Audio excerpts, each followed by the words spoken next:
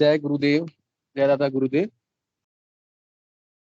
गुरुदेव की कृपा से चलने वाले इस प्रतिदिन के सामूहिक ध्यान और साथ साथ गुरु चर्चा कार्यक्रम में सभी गुरु भाइयों गुरु बहनों का स्वागत है। सबसे पहले विनोद पुरोहित गुरु भाई से अनुरोध है, कृपया गुरुदेव की दिव्य लेखनी का पाठ करें। जय गुरुदेव गुरु भाई। जय गुरुदेव।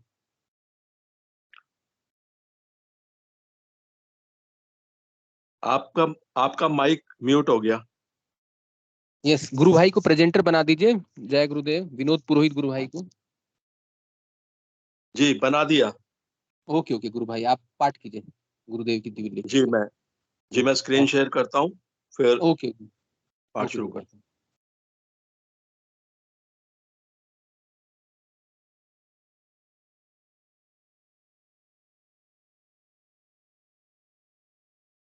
जी स्क्रीन शेयर हो गई क्या? जी गुरु भाई हो रही है, हो गई है जी। ठीक है, फिर मैं शुरू करता हूँ। यस यस, जय गुरुदेव। जय गुरुदेव, जय दादा गुरुदेव, जय गुरुदेव सभी को। अध्यात्म विज्ञान और भौतिक विज्ञान। उत्थान और पतन के प्रकृति के अटल सिद्धांत के कारण आज योग दर्शन लोप प्राय हो चुका है, जबकि सांख्य दर्शन अर्थात भौतिक विज्ञान ने बहुत अधिक तरक्की कर ली है। आनंद और भौतिक सुख में रात और दिन का अंतर है। ज्यों-ज्यों भौतिक विज्ञान उन्नति करता गया, अध्यात्म विज्ञान स्थिर भी नहीं रह सका, बल्कि अधोगमन करने लगा। भौतिक विज्ञान के आचार्यों ने जब अध्यात्म विज्ञान के आचार्यों से पूछा कि भौतिक विज्ञान ने प्राणियों के लाभ और सुख के लिए अमुक अमुक कार्य किए, आपके विज्ञान की क्या स्थिति है? क्योंकि अध्यात्म जगत के लोग सकारात्मक उत्तर देने की स्थिति में नहीं थे, अतः उन्होंने अपनी प्रतिष्ठा बचाने के लिए एक काल्पनिक लक्ष्मण रेखा से विश्व को दो भागों में विभक्त कर दिया, स्वयं को आस्तिक घोषित कर दिया और भौतिक विज्ञान के सच्चे लोगों को नास्तिक की संज्ञा देकर अपनी झेप मिटाने का असफल प्रयास करने लगे।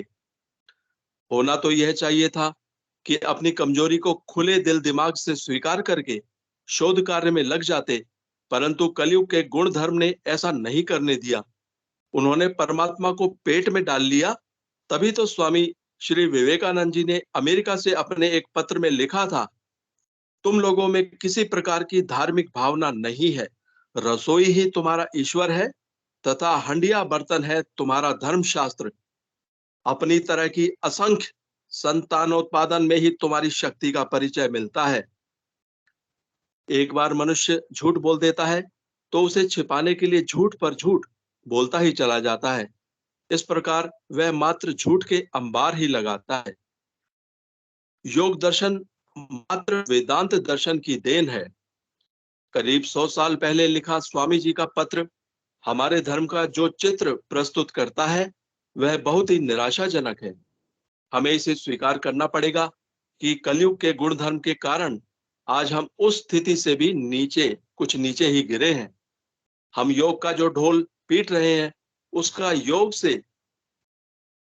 उस योग से कोई संबंध नहीं जो वेद रूपी कल्पतरु का अमर फल है।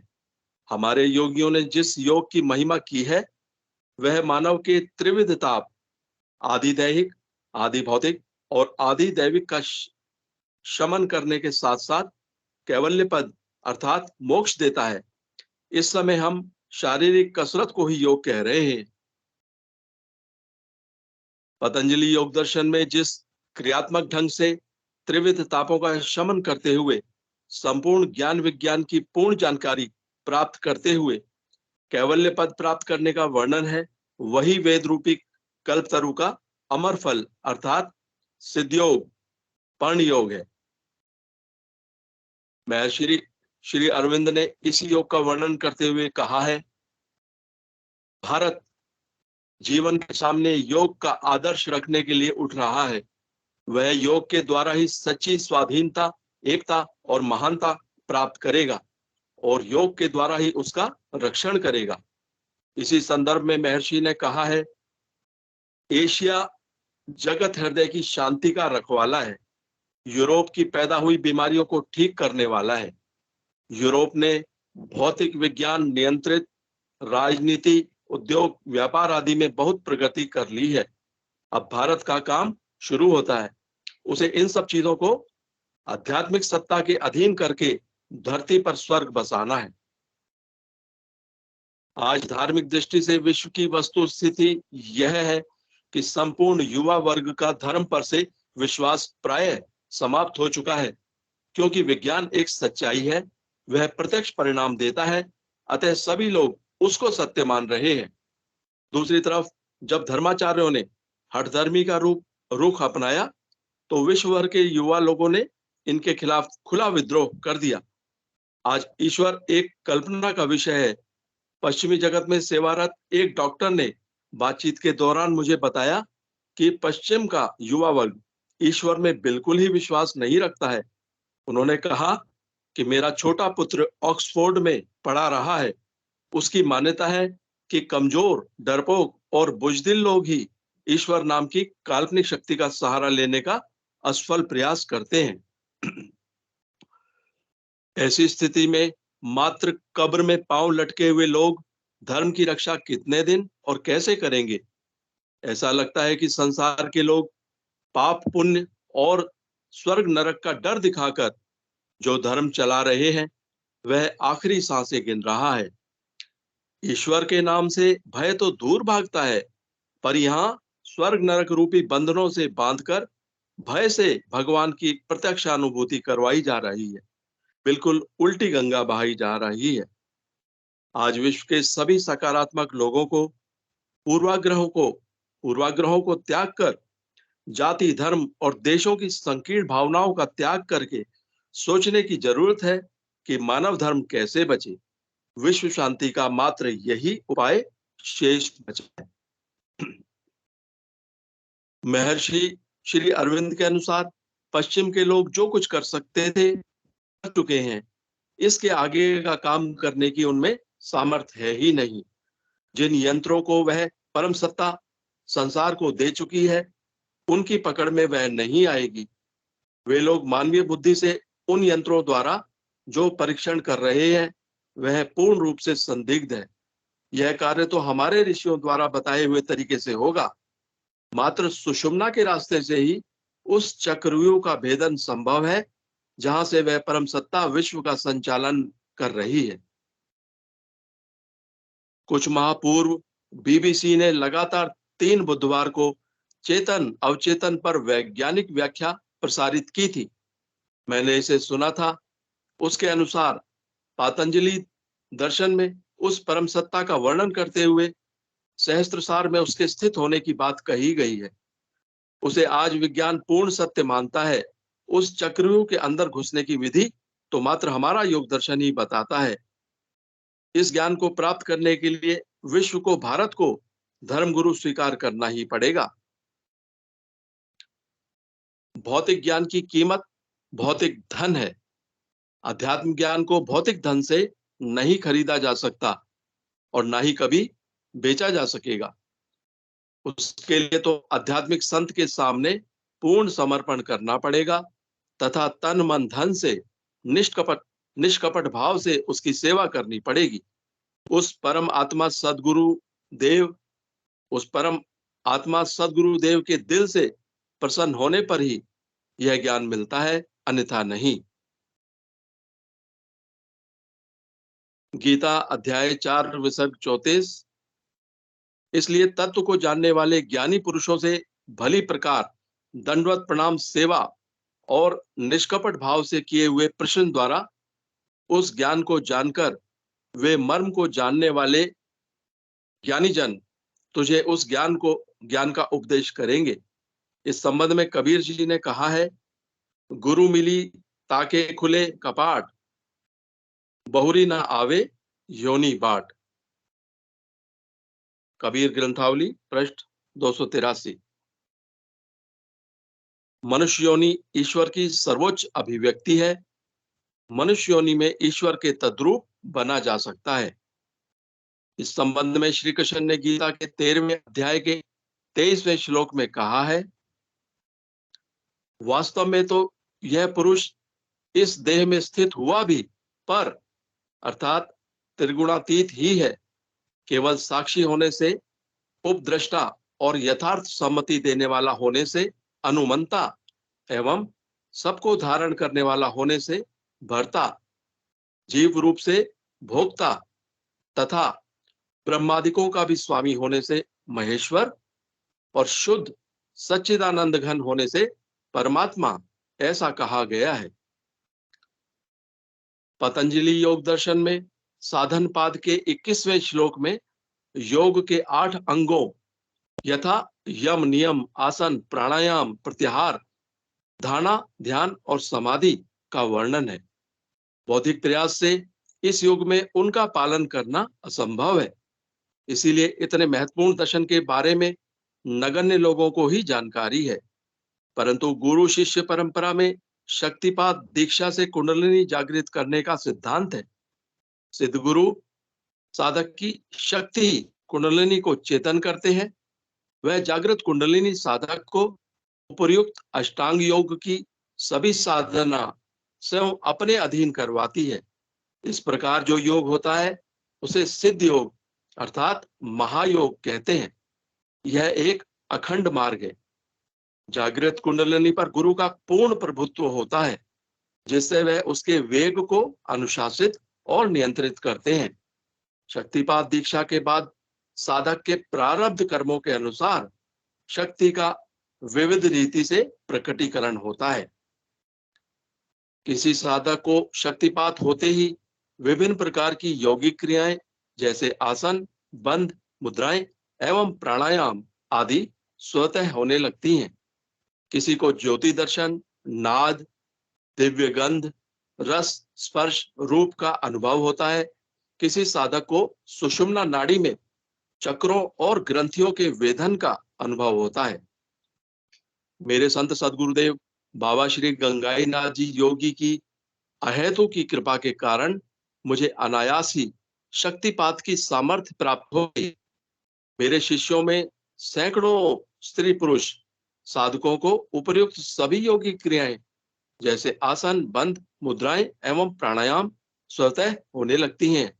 साधक ना तो उसे रोकने की क्षमता रखता है और ना ही करने की। वह तो मात्र गुरु द्वारा प्राप्त मंत्र का मानसिक जप करता, आज्ञा चक्र पर गुरु के स्वरूप का ध्यान करते हुए आंख बंद किए सहज आसन में बैठा रहता है।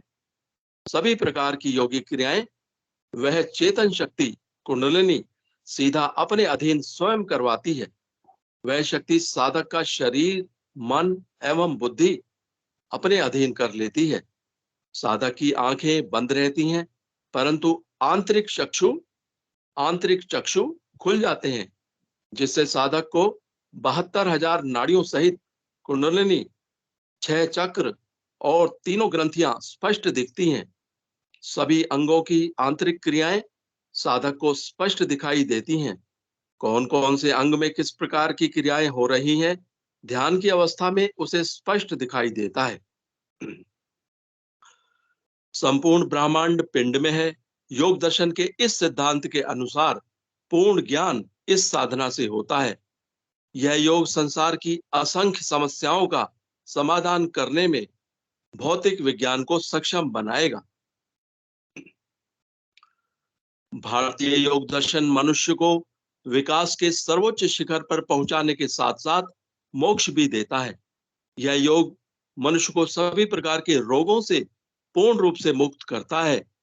रोगों से मुक्त हुए बिना शांति नहीं और पूर्ण शांति के बिना मोक्ष असंभव है। कुंडलिनी के जागृत होते ही साधक को इंद्रियातीत दिव्य अक्षय आनंद की निरंतर प्रत्यक्षानुभूति होती है, जिससे साधक का मानसिक तनाव पूर्ण रूप से शांत हो जाता है तथा उसके कारण उत्पन्न कई असाध्य रोग जैसे उन्माद, पागलपन, रक्तचाप, अनिद्रा आदि अनेक बीमारियां बिना दवा के चंद दिनों में स्वतः ही ठीक हो जाती हैं। इसके अतिरिक्त सभी शारीरिक रोग विभिन्न प्रकार की यौगिक क्रियाएं करवाकर वह जगत जननी पूर्ण रूप से ठीक कर देती है। उस आंतरिक चेतना शक्ति के ज्ञान की कोई सीमा नहीं है। ज्ञान की तो उसमें पराकाष्ठा है, अतः उसके लिए कोई भी कार्य असंभव नहीं है। दिव्य आनंद के निरंतर बने रहने के कारण सभी प्रकार के नशों से पूर्ण रूप से मुक्ति मिल जाती है। मेरे कई साधक अफीम, शराब, भांग, गांजा आदि नशों से बुरी तरह से ग्रसित थे। दीक्षा के बाद चंद दिनों में ही उन्हें बिना किसी प्रकार के कष्ट के सभी नशों से पूर्ण मुक्ति मिल गई। ऐसे अनेक मनोरोगी शक्तिपात के कारण पूर्ण रूप से ठीक हो गए, जिन्हें विद्युत चिकित्सा और इंसुलिन चिकित्सा से भी लाभ नहीं हुआ था। आज वे सभी बिना दवा खाए पूर्ण रूप से स्वस्थ हैं और ईश्वर का भजन करके सात्विक जीवन जी रहे हैं। इस प्रकार सभी प्रकार के मनोरोगों, शारीरिक रोगों और सभी प्रकार के नशों से बिना किसी प्रकार का कष्ट पाए और बिना दवा के पूर्ण रूप से मुक्ति पाने का हमारे अध्यात्म विज्ञान में ठोस आधार है। यह कोई काल्पनिक बात नहीं है। उपरोक्त सभी लाभ किसी मनोवैज्ञानिक प्रक्रिया से नहीं, अध्यात्म विज्ञान के ठोस सिद्धांतों से मिलते हैं। पातंजलि योग दर्शन के कैवल्यवाद के दूसरे श्लोक में इसे जाति अर्थात वृत्ति बदलने का विवरण देते हुए कहा है कि इसके बिना कार्य सिद्धि संभव नहीं है। वह किस प्रकार होता है, उस संबंध में ऋषि कहता है,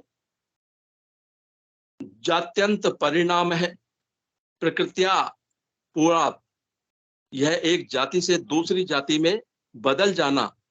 रूप जात्यंतर परिणाम, एक जाति से दूसरी जाति में बदल जाना प्रकृति के पूर्ण होने से होता है।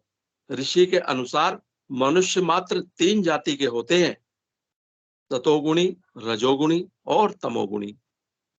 औषधि, मंत्र दीक्षा आदि निमित्त कारण प्रकृतियों वृत्तियों की पूर्णता कैसे कर देते हैं? क्या वे प्रकृतियों अर्थात वृत्तियों के प्रयोजक, चलाने वाले हैं? इस संबंध में ऋषि ने कहा है, निमित्त प्रकृतियों को चलाने वाले नहीं हैं, उससे तो केवल किसान की भांति रुकावट का छेदन किया जाता है। अतः संत सदगुरुदेव की शक्तिपात दीक्षा के कारण प्रथम तांत्रिक वृत्तियां दबकर कमजोर पड़ जाती हैं। बाकी दोनों वृत्तियां प्राकृतिक रूप से स्वतंत्र होने के कारण क्रमिक रूप से विकसित होती चली जाती हैं। चंद दिनों में प्रकृति उन्हें इतना शक्तिशाली बना देती है कि फिर वे तामसिक वृत्तियों की शरीर में प्रधानता कभी स्थापित नहीं होने देती हैं। इस प्रकार फिर रजोगुणी वृत्ति दब जाती है। मनुष्य क्रमिक बदलाव की अर्थात जाति बदलने की प्रक्रिया से तमोगुणी से रजोगुणी और फिर रजोगुणी से सतोगुणी जाति में बदल जाता है। शक्तिपात दीक्षा में उपर्युक्त कार्य कुंडलिनी शक्ति जगत जननी स्वयं अपने नियंत्रण में करती है। अतः साधक में परिवर्तन बहुत ही त्वरित गति से होता है, क्योंकि वह जगत जननी अर्थात पृथ्वी तत्व उस परम सत्ता का दिव्य प्रकाश है, सृष्टि उत्पत्ति का आदि कारण है। इसलिए वह सर्वज्ञ, सर्वस्व और सर्वत्र है। उसके लिए कोई कार्य कठिन नहीं है। जो जो मनुष्य की जाति बदलती जाती है, उस वृत्ति के सभी गुण धर्म खत्म हो जाते हैं, और जो दब चुकी है, जो जो मनुष्य की जाति बदलती जाती है, उस वृत्ति के सभी गुणधर्म खत्म हो जाते हैं जो दब चुकी है। अतः मनुष्य के खान पान, रहन सहन, व्यवहार और आचरण आदि सभी बदल जाते हैं, क्योंकि वृत्ति बदल जाती है। इसलिए उस वृत्ति के खान पान, सभी प्रकार के नशों से तथा पदार्थों से मनुष्य को आंतरिक भाव से घृणा हो जाती है। अतः किसी प्रकार के कष्ट के बिना ही सभी प्रकार की बुरी आदतें स्वतः छूट जाती हैं। स्वामी श्री विवेकानंद जी के शब्दों में, मनुष्य उन वस्तुओं को नहीं छोड़ता है, वे वस्तुएं उसे छोड़कर चली जाती हैं। इस संबंध में स्वामी जी ने अमेरिका में कहा था, you need not give up the things will give you up. इस संबंध में भगवान श्री कृष्ण ने गीता के 14वें अध्याय में कहा है, हे अर्जुन, सत्वगुण, रजोगुण, तमोगुण ऐसे प्रकृति से उत्पन्न हुए तीनों गुण अविनाशी जीवात्मा को शरीर में बांधते हैं। इसके बाद में भगवान तीनों गुणों की अलग अलग व्याख्या करते हुए कहते हैं, हे निष्पाप, उन तीनों गुणों में प्रकाश करने वाला निर्विकार सत्व गुण तो निर्मल होने के कारण सुख की आसक्ति से और ज्ञान की आसक्ति से बांधता है। हे अर्जुन, राग रजोगुण को कामना और आसक्ति से उत्पन्न हुआ जान, वह इस जीवात्मा को उनके फल की आसक्ति से बांधता है। अगले श्लोक में भगवान कहते हैं, और हे अर्जुन, सर्व देहाभिमानियों के मोहने वाले तमोगुण को अज्ञान से उत्पन्न हुआ जान, वह इस जीवात्मा को प्रसाद, आलस्य और निद्रा के द्वारा बांधता है। हे अर्जुन, सत्वगुण सुख में लगाता है और रजोगुण कर्म में तथा तमोगुण तो ज्ञान को आच्छादन करके प्रमाद में भी लगाता है। और हे अर्जुन, रजोगुण और तमोगुण को दबाकर सत्वगुण बढ़ता है तथा रजोगुण सत्वगुण को दबाकर तमोगुण बढ़ता है।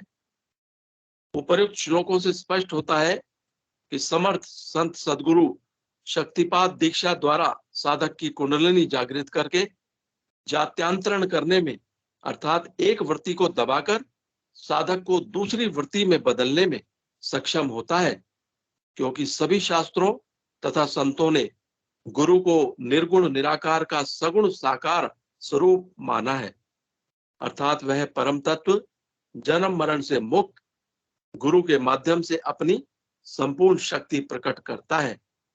तभी गुरु की व्याख्या करते हुए हमारे शास्त्र स्पष्ट शब्दों में कहते हैं, गुरुर ब्रह्मा गुरुर विष्णु गुरुर्देवो महेश्वरः गुरु साक्षात पर ब्रह्म तस्मै श्री गुरुवे नमः। जब यह जीवात्मा सद्गुण की वृद्धि में मृत्यु को प्राप्त होता है, तब तो उत्तम कर्म करने वालों के मल रहित लोगों को प्राप्त होता है। गीता 14 विसर्ग 15। रजोगुण के बढ़ने पर मृत्यु को प्राप्त होकर कर्मों की आसक्ति वाले मनुष्यों में उत्पन्न होता है तथा तमोगुणों के बढ़ने पर मरा हुआ पुरुष मूढ़ योनियों में उत्पन्न होता है। हे अर्जुन, जिस काल में दृष्टा तीनों गुणों के सिवाय अन्य किसी को करता नहीं देखता है और तीनों गुणों से अति परे सच्चिदानंद घन स्वरूप मुझे परमात्मा को तत्व से जानता है, उस काल में वह पुरुष मेरे स्वरूप को प्राप्त होता है। उपर्युक्त तथ्यों से स्पष्ट होता है कि गुरु अपने शिष्य को अपनी जाति अर्थात चौथी त्रिगुणातीत जाति में बदलने में पूर्ण रूप से समर्थ होता है, क्योंकि वह निर्गुण निराकार का सगुण साकार स्वरूप होता है। इसलिए हमारे संतों ने स्पष्ट कहा है, गुरु कर्ता गुरु करण जोगु गुरु परमेश्वर है भी होगु, कहू नानक प्रभि यही जनाई, बिन गुरु मुक्ति न पाई हो भाई। तीन लोक 9 खांड में गुरु ते बड़ा न कोई, करता करे न कर सके गुरु करे सो होई। संत कबीर साखी संग्रह। अतः गुरु शिष्य को गीता के 13वें अध्याय के 22वें श्लोक में वर्णित स्वरूप के तद्रूप बना देता है। जय गुरुदेव, जय दादा गुरुदेव, जय गुरुदेव सभी को। जय गुरुदेव। धनंजय जी गुरु भाई से अनुरोध है, कृपया मंच का संचालन करें। जय गुरुदेव। जय गुरुदेव, जय दादा गुरुदेव। सारे गुरु बहन भाइयों को मैं क्षमा चाहता हूँ, आज थोड़ा मीटिंग के वजह से मैं सेशन स्टार्ट नहीं कर पाया। बाकी जय गुरुदेव, जय दादा गुरुदेव सारे गुरु बहन भाइयों को। गुरु सियाब सिद्ध योग मंच पे आप सभी का स्वागत है। तो हम इस सेशन के थ्रू गुरुदेव की जो भी लेखनी है उनको पढ़ के बताते हैं। गुरुदेव का जो मूल सिद्धांत और जो सनातन धर्म का जो वो दर्शन का प्रचार कर रहे हैं, उसके बारे में हम यहाँ इस सोशल मीडिया के थ्रू प्रचार कर रहे हैं, जो कि हम निमित्त मात्र हैं। कराने वाले हमारे हम सबके श्री गुरुदेव हैं। और मैं सारे बहन भाइयों से अनुरोध करूंगा, निवेदन करूंगा कि मंच पर आए। जो भी आपका प्रश्न हो गुरु सियाग सिद्ध योग के रिगार्डिंग, आप वो इस मंच पे रखें। जो भी आपकी अनुभूति हो या जो भी आपका अनुभव या प्रश्न या जिज्ञासा जो भी हो, वो आप इस मंच पे खुला रख सकते हैं। इससे होता क्या है, ये करने के पीछे मूल कारण क्या और ये गुरुदेव क्यों करवाते हैं, क्योंकि इसके पीछे का कारण ये है कि जो गुरुदेव से जुड़ी अनुभूतियां और अनुभव है और जो प्रश्न है वो सांसारिक जीवन में बड़े मतलब अजीब लगते हैं। तो जो भी नए लोग इस चीज को सुनते हैं और जुड़ते हैं और गुरुदेव के बारे में जानते हैं, तो वो अचंभित हो जाते हैं। तो एक जिज्ञासा उत्पन्न होती है और वो जिज्ञासु बन के, या वो कोई भी पीड़ित हो या जिसकी लाइफ में कोई भी प्रॉब्लम हो, वो उन चीजों के लिए गुरु उनको अपने पास बुलाते हैं। तो ये गुरुदेव का ही एक जरिया है, गुरुदेव ने ही इसको एक अपना माध्यम बनाया है, ये गुरुदेव का ही प्लेटफॉर्म है जो गुरुदेव करवा रहे हैं। और गुरुदेव ने कहा है कि ये शरीर तो आज है और कल नहीं, पर ये फोटो हमेशा अमर रहेगी और अजर रहेगी। और गुरु एक ओमनी प्रेजेंट, गुरु गुरु तत्व है जो कि हर जगह है। तो विच इज ट्रू, आज इस ग्रेविटी की वजह से ही समस्त ब्रह्मांड, ये ग्रेविटी सिर्फ इस पृथ्वी लोक तक सीमित नहीं है, ये ग्रेविटी तो समस्त ब्रह्मांड तक है। कैसे? क्योंकि अगर ब्रह्मांड में ग्रेविटी नहीं होगी तो आज कोई भी सोलर सिस्टम नहीं चल पाएगा, पूरे ब्रह्मांड के अंदर इतनी गैलेक्टिक स्टेबिलिटी नहीं ले पाएगी। तो ये तो गुरुदेव ने बता दिया है कि वो कौन है। तब वो कहते हैं ना कि मैं गुरु नहीं हूँ, गुरु का मतलब गुरुत्वाकर्षण। तो वो कितनी बड़ी बात समझा गए कि गुरुत्वाकर्षण मतलब समस्त अनंत ब्रह्मांड में जो एक शक्ति ऊर्जा है जो अनंत है, वो हमारे श्री हरि श्री गुरुदेव हैं। तो मैं सारे बहन भाइयों से जो आए हैं उनसे अनुरोध करूंगा कि क्या कर मंच पे आके अपनी अनुभूति अपने अनुभव शेयर करें और इस सेशन को आगे बढ़ाने में अपना योगदान दें। जय गुरुदेव। जो भी बहन भाई आना चाहता है या कोई भी नए बहन भाई, ये महावीर जी गुरु भाई, जय गुरुदेव, आपका मंच पे स्वागत है। कृपया कर अपना माइक ऑन कर लीजिए एंड कैमरा भी। जय गुरुदेव, जय दादा गुरुदेव। जय गुरुदेव, जय दादा गुरुदेव। मैं समाधि पे आया था इसीलिए दर्शन कर। गुरु भाई मैं रिक्वेस्ट करूंगा आप अपना माइक भी ऑन कर लीजिए, वो सॉरी कैमरा, और थोड़ा सा आप थोड़ा सा मतलब माइक पास में रखिए। चलो जी गुरु भाई। मैं श्रद्धा दीपोत पुष्पक भाई क्या गुरु भाई? संतोष पढ़ा पड़ते। मैं गुरु भाई समझ नहीं पा रहा कुछ, आपसे रिक्वेस्ट करूंगा थोड़ा लाउडर बोलेंगे आप, आपकी आवाज नहीं आ पा रही मुझ तक। गुरु भाई समाधि का दर्शन करवा रहे हैं पलाना में। ओके ओके ओके, जय गुरुदेव। गुरुदेव समाधि का दर्शन करवा रहे हैं पलाना में, बहुत सुंदर गुरु भाई, वही सुंदर। और बताइए गुरु भाई, आपका जुड़ना कहाँ से है, कब से है? मेरे पलाना से हूँ। अरे वाह, जय गुरुदेव।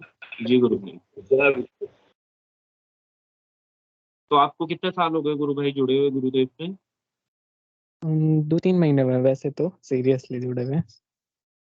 ओके, और किस कारणवश आपका जुड़ना हुआ गुरुदेव से?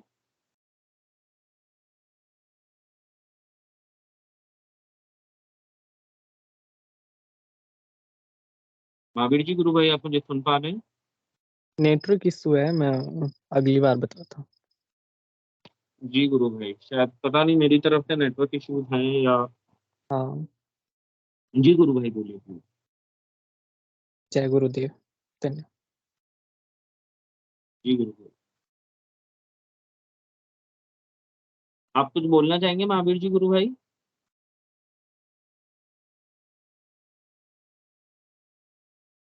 चलिए, शायद महावीर जी गुरु भाई के नेटवर्क इश्यूज हैं। तो और भी कोई गुरु बहन भाई अगर कुछ बोलना चाहे। पीके सिंह जी गुरु भाई कुछ बोल रहे थे। पीके सिंह जी गुरु भाई, आपका मंच पे स्वागत है, आपका अभी माइक ऑन देखा था मैंने। जी जी, मैं वही बोल रहा था कि वो समाधि का दर्शन करवा रहे हैं पिछले 2-3 दिन से। ये सौभाग्य मिल रहा है हमें कि मतलब इस समय को समाधि पे रहते हैं और सेशन के समय दर्शन करवाते हैं। बड़ी अच्छी बात है। अगर गुरुदेव की समाधि का डेली दर्शन हो जाए तो बड़ी अच्छी बात जी गुरु भाई, और वो भी विदाउट किसी उसके उपकरण के। है। हाँ, ऐसे समय जी पे वहां पे जाना और इस सेशन में जुड़ करके उसको हम सभी को दिखाना बहुत अच्छी बात है ना। ये सौभाग्य आप समझिए कि हमारा सौभाग्य है कि हम समाधि के दर्शन कर पा रहे हैं घर बैठे बैठे। घर बैठे बैठे फैक्ट बात है गुरु भाई, फैक्ट बात है। और बताइए गुरु भाई, आप तो कुछ क्या सुना बताना, दीजिए। दूसरा जन्म का आनंद ले रहे हैं। अरे वाह द्विज होने का। गुरुदेव बोलते हैं ना कि गुरु दूसरा जन्म दाता होता है, तो उस दूसरे जन्म का आनंद ले रहे हैं। और जी जी, उम्र 17 साल है, अभी 18 साल है। सच्ची बात है गुरु भाई, 17-18 साल ही है। हाँ, अभी इस दूसरे जन्म में मतलब जैसे गुरुदेव के सिद्ध योग में जो जन्म मुझे मिला है उसकी उम्र मेरी 18 साल है अभी फिलहाल। तो एक अद्भुत आनंद है गुरु भाई जी। हमारे श्री गुरुदेव का जितना भी मतलब गुणगान करें, जितना बखान करें, जितना वर्णन करें अपने शब्दों से वो कम है, शब्द कम पड़ जाते हैं।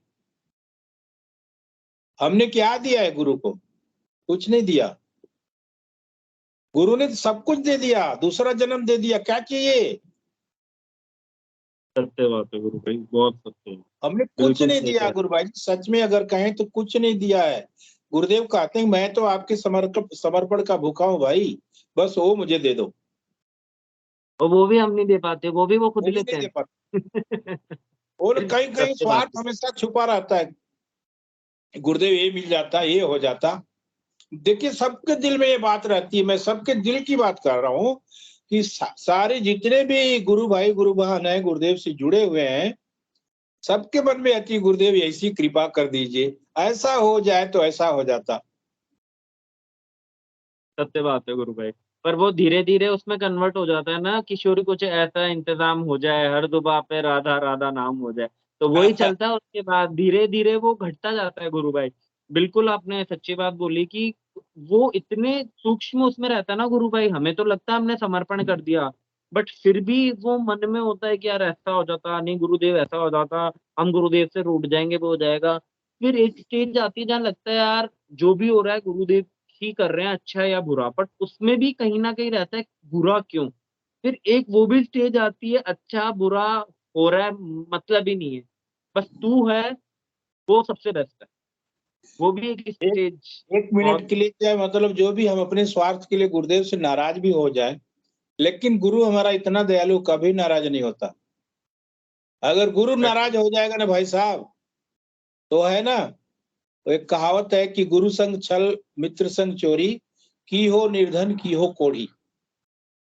अगर गुरु नाराज हो गया तो आपका इस दुनिया में अस्तित्व नहीं बचेगा। फैक्ट बात है गुरु भाई। और गुरु को पाना भी आसान नहीं है गुरु भाई जी। और गुरुदेव ने तो जो मार्ग हमें बताया है ना, सरल मार्ग है। और इस गुरु को, मेरे गुरुदेव को पाने के लिए गुरुदेव ने 2 ही शर्त रखी है, नाम जप और ध्यान। आप यही करो और कुछ नहीं करना। उसके बाद गुरुदेव ने सारा कुछ अपने ऊपर ले लिया है कि आपको ये 2 काम करने हैं, बाकी सब मुझ पर छोड़ दो आप, मैं सारा कुछ देख लूंगा। आपको 2 ही चीज करनी है, नाम जपो और ध्यान करो। अगर मेरे अंदर कोई गुंजाइश है तो आगे का काम चालू हो जाएगा। और ध्यान भी गुरु भाई गुरुदेव करवाते हैं। और बताओ, वो नाम को भी अजपा करके खुद करते हैं। क्या चाहिए, मतलब ये तो गुरुदेव ने क्या सरल मार्ग कर दिया। पंकज गुरु भाई, ए भी गुरु भाई भी जुड़े हैं, मैं पहले उनसे आज का रिक्वेस्ट सब्जेक्ट करूंगा। समर्पण है। आज का जो विषय है समर्पण है। समर्पण में जी गुरु इतनी भाई। ताकत होती है गुरु भाई जी कि गुरुदेव कहते हैं कि आप मुझे समर्पित करो, सारा कुछ मैं कर दूंगा। आप समर्पण करके तो देखो। गुरु भाई जी, मैं एक HIV पेशेंट 2005 में, मैंने क्या दिया था गुरुदेव को? कुछ नहीं। गया हूँ, उनके चरणों की धूल पाया हूँ, नमस्कार किया हूँ, दीक्षा मिली है, नाम जपा हूँ पागलों की तरह, और मुझे जीवन दान मिला है। जी गुरु भाई, समर्पण से ही सब होगा, और वो समर्पण भी नाम जप से ही आता है गुरु भाई, जहां बिल्कुल तक मेरा मानना है कि वो नाम जप ही बिल्कुल आपका समर्पण दृढ़ करता है। इसलिए गुरुदेव कहते रहते हैं, नाम जपी चाबी है, जपो भाई जपो, नाम जपो, नाम जप से और ही जो पार पड़ेगी। पतंजलि ऋषि का जो बार बार दर्शन में जानकारी देते हैं, वो हमारे बगल में ही उनकी समाधि है, यहाँ से 30-40 किलोमीटर। जी जी। यहाँ मैं रहता हूँ, वहां से 40 किलोमीटर उनकी समाधि, पतंजलि ऋषि। अरे बहुत सुंदर गुरु। गुरु भाई ए भी गुरु भाई भी जुड़े हैं, उनको भी मंच पे जोड़ते जी हैं, फिर भाई, पंकज जी भी हैं, भाई उनको भी बिल्कुल। जोड़ते हैं। बहुत सुंदर गुरु भाई, बहुत सुंदर। ए भी गुरु भाई जय या गुरु गुरुदेव। बहन जो भी हैं, आपका जय गुरुदेव, मंच पे स्वागत है। जय गुरुदेव, जय गुरुदेव। मैं जय। अनिर्बान भट्टाचार्य बोल रहा हूँ कलकत्ता से। जय गुरुदेव जी भगवान गुरु सभी भाई, को।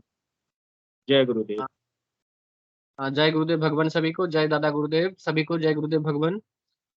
आज मैं करीब 8 भाई महीने बाद साहब हाँ, कैमरा ऑन करीब कीजिए भाई। करीब 8 महीने बाद मैंने ऑफिस ज्वाइन किया।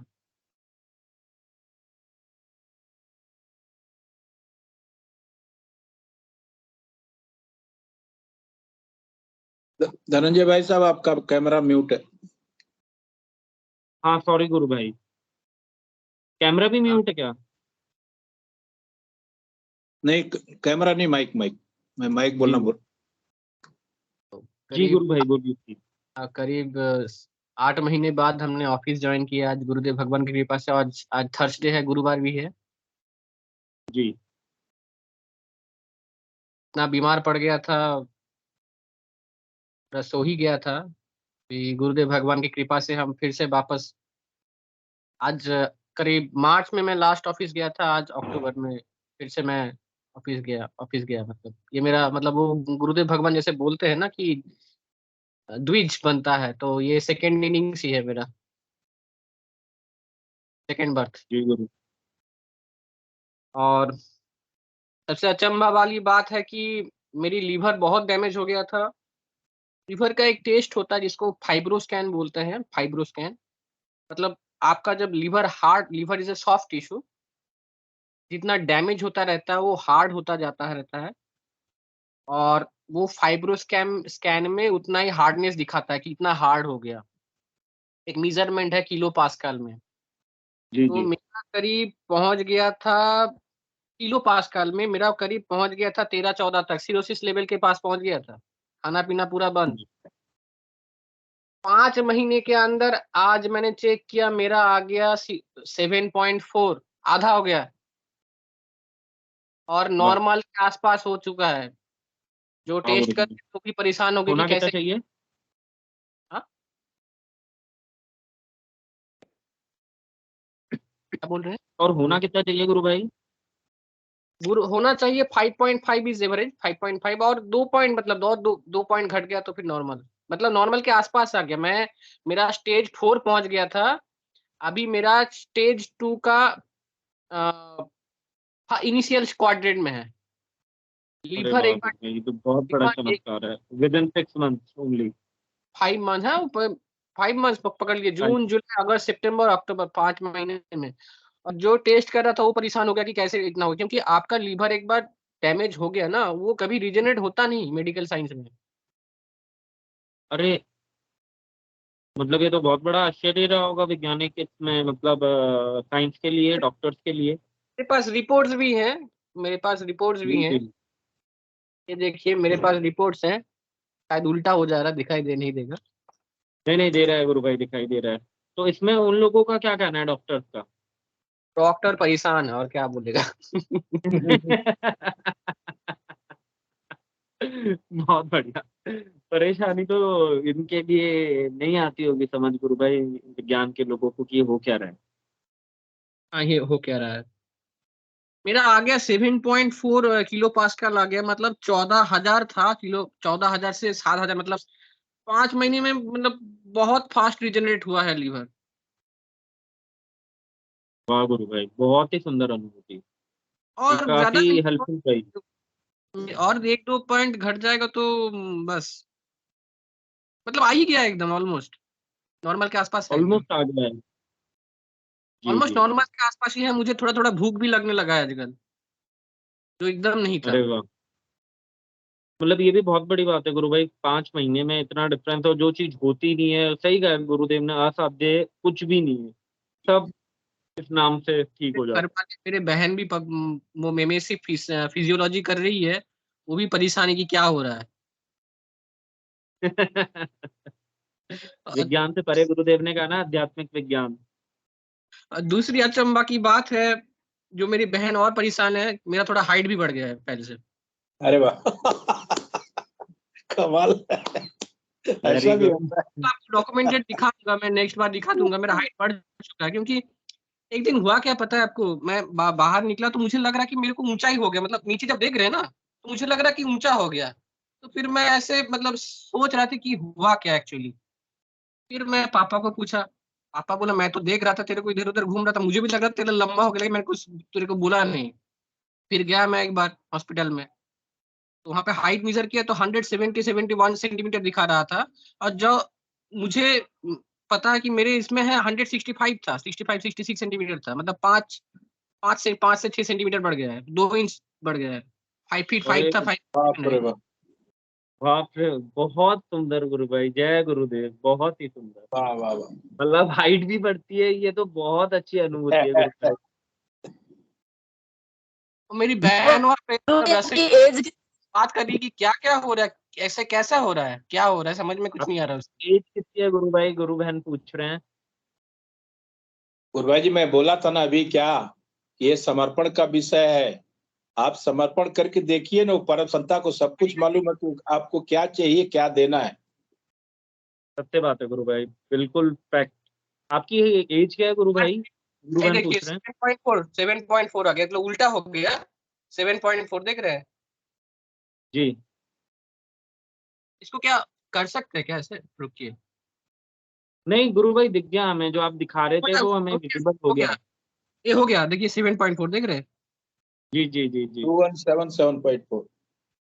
नहीं 212 अलग है, वो है आपका फैट कितना है, और पास में 7.4 है किलो पास्कल, देखिए यहाँ पे, और जूम कर रहे हैं 7.4। जी गुरु भाई, दिख रहा है। और देखिए पहले मेरा कितना था, 11.8, और बढ़ गया था, देख रहे हैं। स्टेज 4 में वाह, पहुंच गया था, स्टेज 2 नीचे आ गया, बहुत सब बढ़िया, रिजेक्ट हो बहुत गया, बढ़िया, फास्ट रीजनरेशन एकदम। बहुत बढ़िया। अति सुंदर गुरुदेव ने गुरु आपको भाई। एक और काम दिया ना गुरु भाई जी, हरिवान भाई साहब, जो हाँ लॉगिंग बोलिए। करते हैं ना, आप जो हाँ? लॉगिंग करते हैं, इसको आप रेगुलर किया कीजिए। कौन सा? ये जो लॉगिंग का आपने दायित्व निभाया है फिलहाल। नहीं हाँ, करेंगे।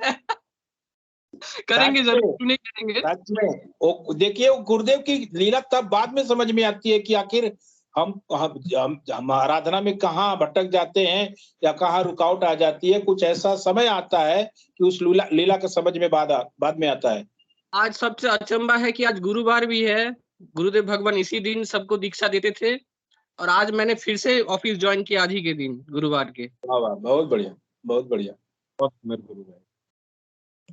8 महीने बाद मैंने ज्वाइन किया। मैं 4-5 महीने पहले ऐसी हालत था कि मैं जीऊंगा, मैं ऑफिस जाऊंगा, ऐसा सोच तो था ही नहीं। वो तो मैं ऑफिस में जाके बोल रहा था कि मैं मर जाऊंगा तो सब मेरा ट्रांसफर कर देना घर में। और आज मेरा सेकेंड जन्म है, गुरुदेव भगवान की कृपा से, फिर से मैं ऑफिस जाने चालू किया, मैंने प्रारंभ किया आज से।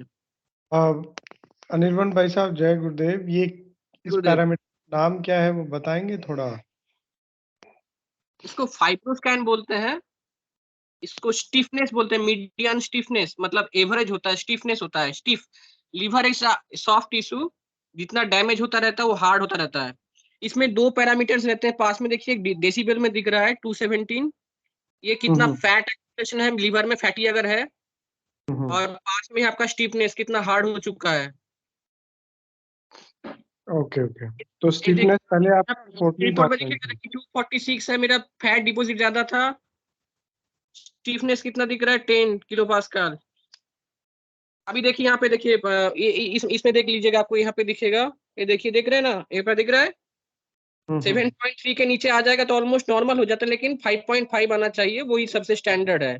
तो मेरा भी 7.4 देखिए, फाइब्रोसिस स्टेज 2 के इनिशियल में आ गया, जबकि मेरा 12 क्रॉस कर चुका था, वो स्टेज 4 में चला गया था। देखिए F3 F4 इतना चला गया, इतना आ गया, डबल क्रॉस का आ गया, देख रहे हैं ना,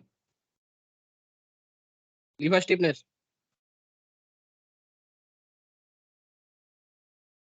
स्टेज 1 2 3 4। Okay okay. आपकी एज क्या है गुरु भाई? मेरा 34 है अभी।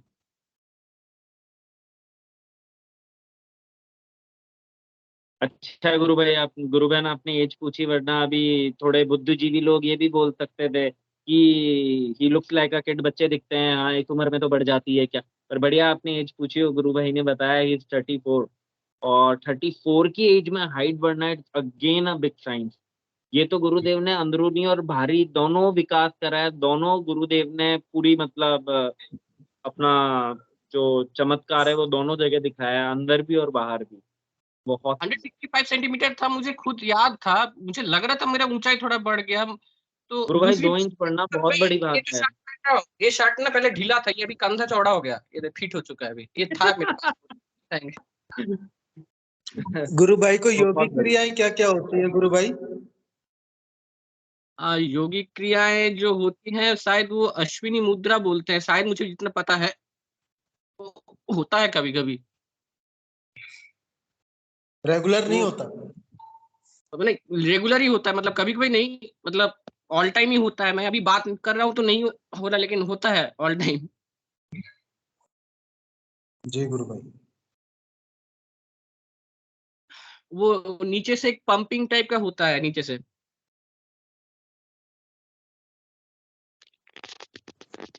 भाई हाँ साहब गुरु भाई गुरुदेव से दीक्षा कब ली थी गुरु भाई?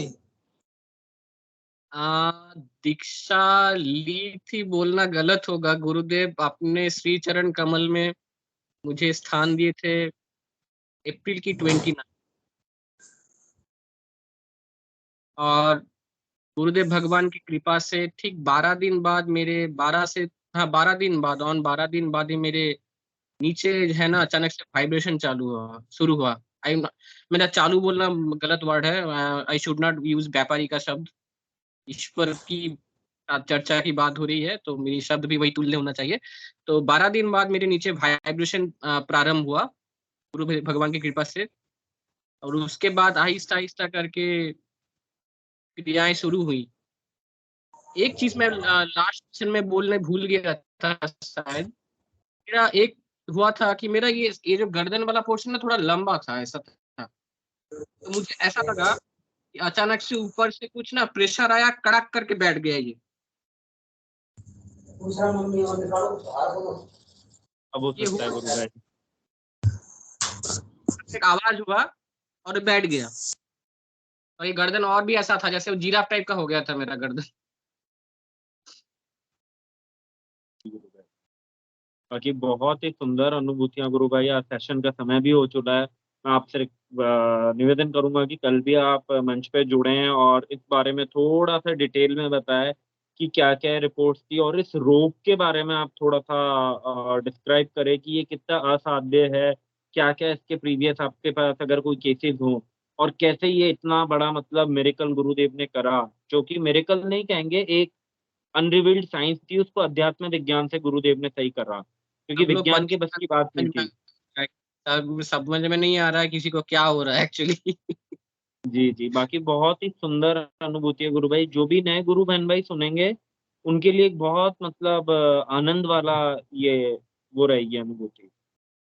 मेरा स्टेज 4 तक चला गया था ऑलमोस्ट। मैं आपको सब रिपोर्ट्स तो मेरे पास है ही, और मैं ऑन डॉक्यूमेंटेड रिपोर्ट्स है भी मेरे पास, सब डॉक्यूमेंटेड है। जी गुरु अब भाई, वो तो आपने दिखाया है, वो तो देखा, हम सबने देखा। मैं एलएफटी का रिपोर्ट भी दिखाऊंगा, जो लीवर फंक्शन टेस्ट होता है, वो मेरा बहुत ज्यादा था, 100 तक आता था, वो भी घट गया, नॉर्मल रेंज में आ गया, 30 के आसपास हो गया अभी अरे वाह, रिपोर्ट में, सब नॉर्मल आ। बहुत सुंदर, बहुत सुंदर गुरु। बाकी मैं हिंगलू जी गुरु भाई से अनुरोध करूंगा कि मंच पे आके ये सेशन श्री गुरु चरणों में समर्पित करें। निवेदन करूंगा, बोलिए कल की अवतार की जय जय हो। जय हो जय हो जय हो जय हो जय हो। जय गुरुदेव सभी को। गुरुदेव जय की दिव्य चेतना सभी में सिद्ध हो, जगतव्यापी हो और जगत के कल्याण के लिए हो। जय गुरुदेव सभी को, बहुत बहुत जय गुरुदेव। जय गुरुदेव जय गुरुदेव जय गुरुदेव जय गुरुदेव।